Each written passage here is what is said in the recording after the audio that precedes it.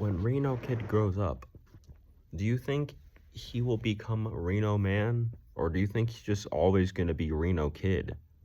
Like, oh, because like think about it. When your personality is based around like a specific era of your life, kind of like how, um, like Go Diego Go, for example. Do you think he's just gonna be like, yeah, Diego, yeah, at some point? How do we ever know? Maybe Reno Kid becomes Reno Man. That's gonna be a reference like one person in the entire world gets, but it's chill. Okay, today's album of the day. Ugh. Today's album of the day is Doghead by Doghead. And I have a funny story behind why I bought this. So, I forgot whose account I was going through, but sometimes I go through like old rate your music accounts that, like, you know how it'll say they haven't been active in the last 60 days. This guy hasn't rated anything since like 2013. And I'm like, I always like finding those accounts because they're low key like personal archives. And it's like, damn, this is cool. A lot of the accounts like that too are like mostly accounts people use to rate their own collection, like CDs they own. But the best part is not only are they doing it for that purpose, but a lot of the music that they rate is highly rated.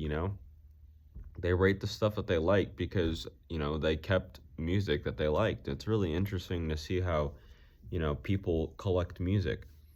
So this random account, I forgot what album I found it because like you can go to the very bottom and like see people's like ratings for a specific album. So I go in there and I'm like, damn, there's a lot of ratings. I click on a random person and I go through like I click on a random person based off of like the oldest ratings, right? And I find this guy. He rated this a point 0.5 out of 5, which is the lowest possible rating. And I'm like, can it be that bad? So I go on Discogs and I actually find a copy. There were two available copies on the internet at this time, at least on Discogs. So I had to get it. So I got it along with a couple other CDs and yeah. So do I agree with this 0.5 star rating? No, I don't. So this album is an experimental album. It's a very silly sounding, interesting album. There's a lot of um most of it is really like the first half is a lot of funk rock infused, like kind of just jamming, I guess, but with a very weird undertone where it's like there's like this weird ominous texture everywhere. Um, but it's pretty cool. I mean, towards the end of the album, there's more industrial textures here and there. And for the most part, every song in here is instrumental except for like one that has like lyrics. I'm not too sure what happened to the band. They put out just this in I believe 98 and just never made anything ever again.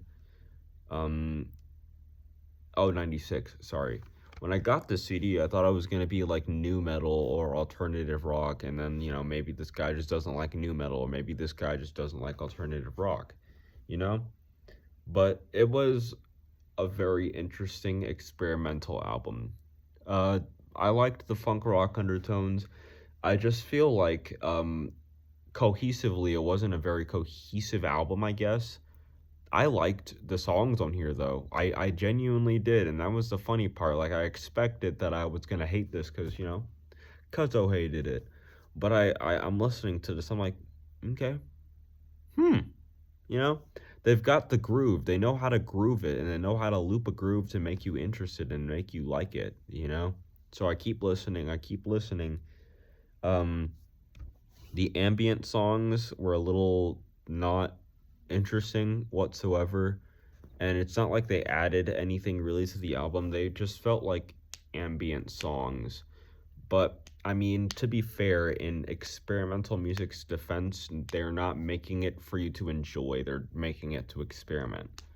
And for that purpose, I think they did a good job. I just think in terms of other highly experimental albums that I've listened to, this doesn't really match my criteria of what I'm looking for. And that's just mainly because when I think of experimental, I think of Swans. And I was like, huh, if this is experimental, I'm gonna start hearing Swans here and there. If you've never listened to Swans, go do that like ASAP. Just their entire discography. It's a long ride, but you got to do it. But basically, I'm not really sure who they sound like personally. I don't think I've ever heard anything like this. And the other thing too, they had two ratings, a 0.5 star rating, and I believe a 2.5 star rating, which is also considerably low. Um, like 3 stars is like the threshold of like I enjoyed this kind of thing. So there are only two ratings, and this came out in '96, and both those ratings are pretty old. So I'm like, hey, we're gonna find out myself. The band didn't even have a genre listed. They didn't even have a profile on Rate Your Music.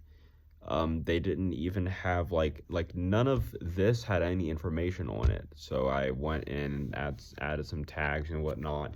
It's really interesting how these guys fell into obscurity, and I've never heard of them before. But yeah, I mean, there's a lot of funky grooves that kind of reminded me a little bit of Talking Heads, a little bit. Weirdly, it kind of reminded me of the Microphones for some reason. Not really, um, but I don't know. If you like Swans, give this a shot because I feel like you might enjoy it. Maybe, I don't know. Again, I've never heard anything that sounds like this before, which made it pretty cool.